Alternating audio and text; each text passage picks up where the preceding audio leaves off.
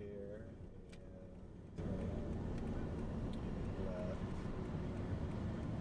Most people living in Athens know a place or two that holds some stories about its musical history.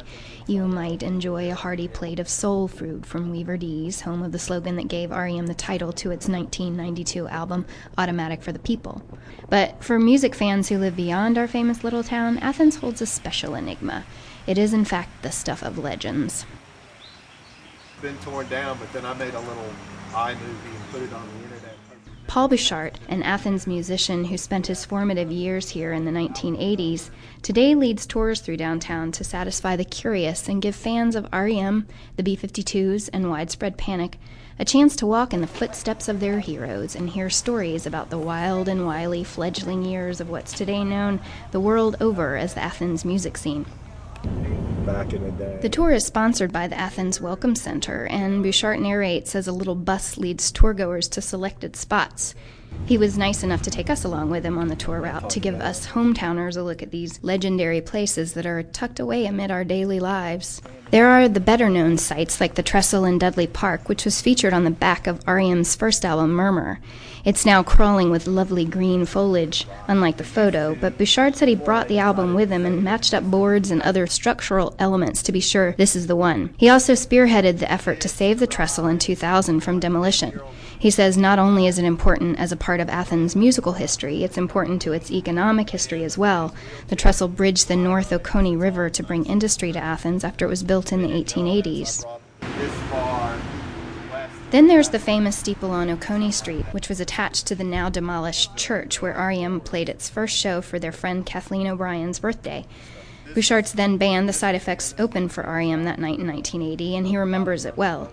He points to where the stage and altar were and says to get into the space you had to crawl through a little door in the back of Kathleen O'Brien's closet, though there was a back door in the space as well. Barber Street in 1980 and 81 was known as the Street of Stars because Bouchard says at that time at least one member of every Athens band lived on the street.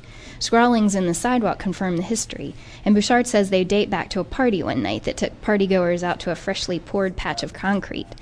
Bands like Limbo District, R.E.M., and the Swindles, misspelled as the Swindies, are etched there, as are Michael Stipe's initials, the 40 Watt Club, and for a good time, read the New York Rocker.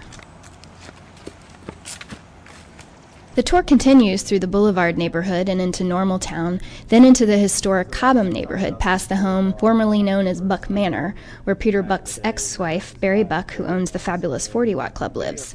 It continues past R.E.M. manager Bertus Downs' home and past the recording studio of John Keane at 165 Hillcrest, and then winds around over to Peter Buck's other former home, located on a street called the Plaza.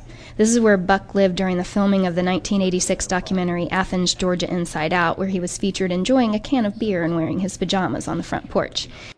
It was just like a fun thing. I mean, being in a band seemed like the ideal way to make a living.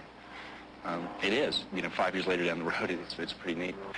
The King's Room, the Elvis bathroom. And gave an exclusive tour of his Elvis bathroom. Everybody knows that the bathroom was Elvis's favorite place, and he did indeed die in a bathroom. So we felt it would be good to have a little memorial hall for him.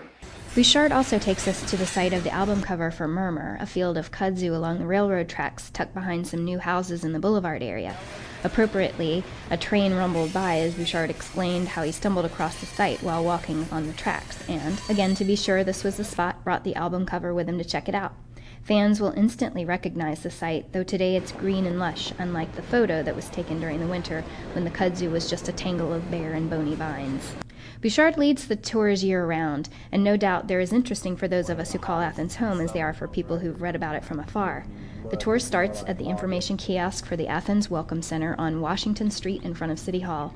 To schedule a tour or find out more, call Ethiel Garlington at 706-296-8068.